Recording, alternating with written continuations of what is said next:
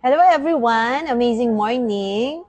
My name is Mentor Juliet Sabando, a teacher by profession for 22 years here in Palawan.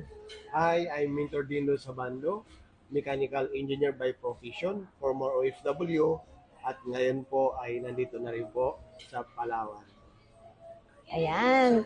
Ma'am, nais po namin i-share sa inyo yung amin pong amazing testimony about sa amin dito sa paggamit namin ng Amazing Pure Organic Barley.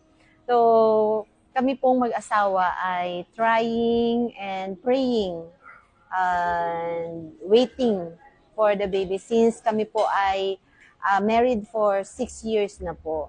Pero alam niyo po, natagalan kami makabuo kasi nalaman namin na ako po pala ay merong PCOS and then retroverted of uterus po ako and mataas masyado yung akin pong UTI.